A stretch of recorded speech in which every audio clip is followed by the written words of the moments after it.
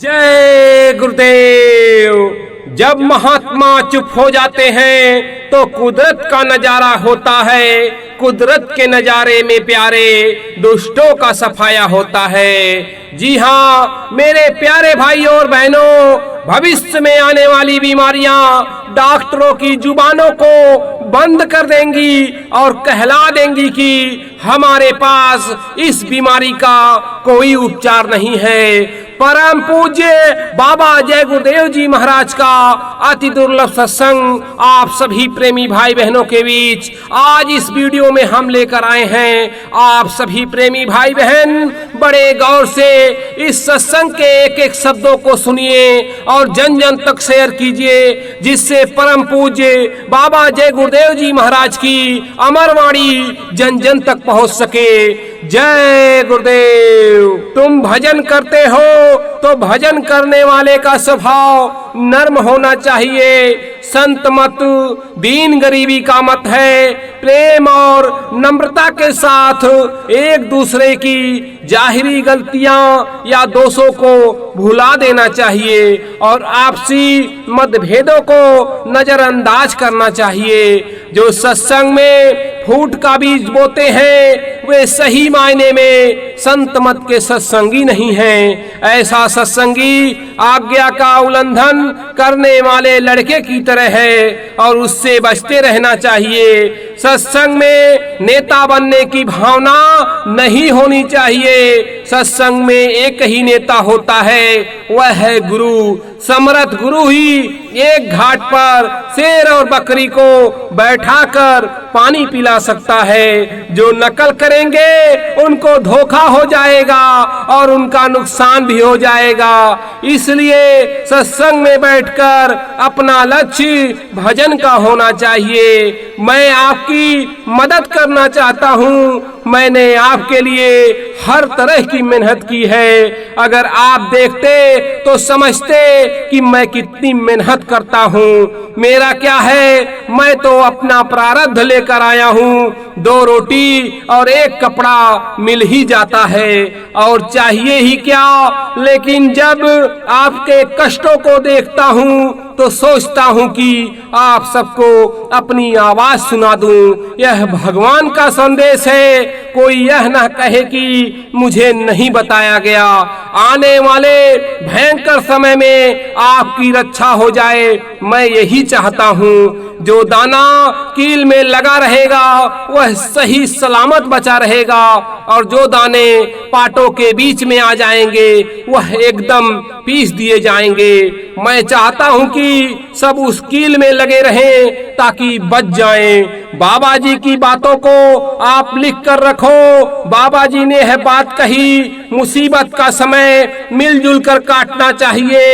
एक दूसरे की मदद करनी चाहिए, एक दूसरे पर दया करनी चाहिए। देखो सत्संगियों, तुम सब लोग संगठन बना कर रखना। आपको मालूम नहीं कि बाबा जी के दिमाग में क्या है, उनको ऊपर से क्या सुनने को मिल रहा है। आपको कुछ दिनों के बाद सब कुछ मालूम हो जाएगा। मैं छोटा बड़ा 5 किस्म का जाल तैयार कर रहा हूँ। इसमें सब प्रकार की छोटी बड़ी मछलियाँ फंस जाएंगी। भेद अभी नहीं बताऊंगा। कैसे लोग नहीं बदलेंगे, कैसे परिवर्तन नहीं होगा। जब जाल फेंका जाएगा तब देखिएगा। मैंने अच्छे लोगों को तैयार किया और वक्त आने पर वह सामने आ जाएंगे। आपको समय बताएगा कि मेरे पास कितने कितने हनुमान निकलेंगे। मेरी बात पर किसी ने ध्यान नहीं दिया।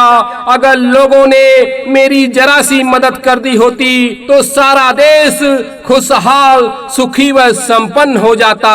लेकिन लोगों ने मेरी मदद नहीं की। मेरी बातों को पीछे करके कोई भी आगे नहीं आ सकेगा। मेरे जाने से क्या होगा, काम तो मेरा सब हो चुका है। समय आते ही सब काम अपने आप हो जाएगा। सत्संगी जन अपने कार्य में लगे रहें। शराब जैसे दूषित चरित्रहीन नशे को सब लोग छोड़ दो। मांसों का सब लोग परित्याग करो। मुर्दा मुर्दा ही रहेगा।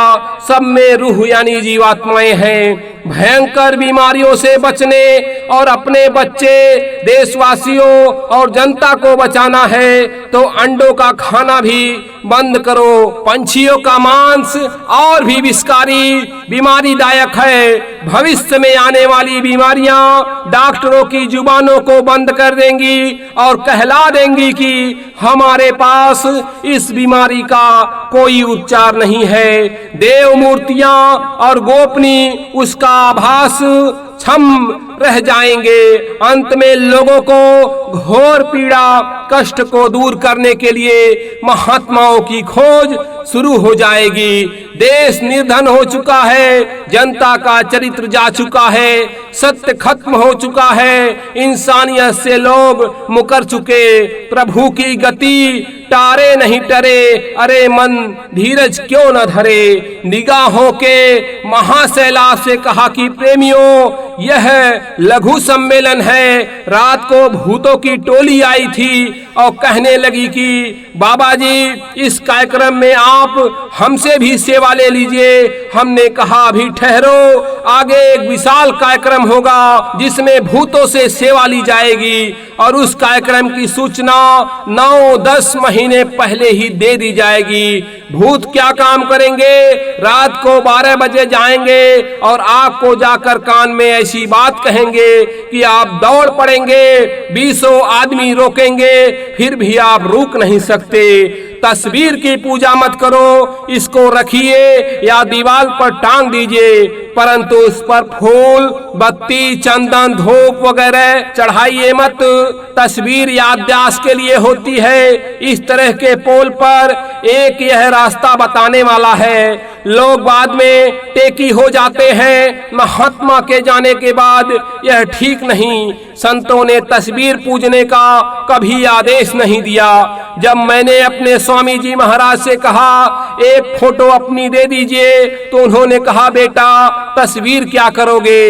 यह जो मेरी शक्ल है इसको अपने में इस तरह उतार लो कि वह कभी किसी क्षण भी न भूले। तो आप ऐसे करो, तस्वीर को ना पूजो। मैंने कई जगह देखा कि आप तस्वीर को ले जाते हो और पूजा करते हो। मेरी बातें आज हंसी लग रही हैं तो नोट कर लो, जब हो जाए तब मान लेना। उसी के साथ ये भी कि जब संत चुप हो जाते हैं तो कुछ न कुछ बड़ी घटना होती है, इसलिए उन्हें चुप नहीं होने देना चाहिए। जब महात्मा चुप हो जाते हैं तो कुदरत का नजारा होता है। कुदरत के नजारे में प्यारे दुष्टों का सफाया होता है। पहले जब सतयुग का समय था तब आपकी इच्छा पूरी नहीं हुई, फिर त्रेता और द्वापर में भी नहीं हुई, तो क्या कलयुग में आपकी इच्छाएं पूरी होंगी? तकलीफें जो संसार के कर्मों के बदौलत आ रही हैं वह आपके सामने है। वह कर्म करो जिससे आत्मा शरीर से जीते जी छूट जाए। एक एक वोट देने वालों को 100 गायों की हत्या का पाप लदा हुआ है। पहले आप उन पापों से तो छुटकारा पालो, पीछे कुछ करना अभी समय है। आप खूब अच्छी तरह से सोच लो, जिनको जिनको वोट दिया है उनके द्वारा किए गए कर्मों का पाप तुम्हें भी भोगना है, इसलिए अभी से होशियार हो जाओ। जय गुरुदेव। आप सभी प्रेमी भाई बहन इस सत्संग वचन को जन जन तक शेयर कीजिए। बहुत ही मेहनत से बनाया गया यह वीडियो बाबा जय गुरुदेव जी महाराज की आवाज जन जन तक पहुंच सके। जय गुरुदेव।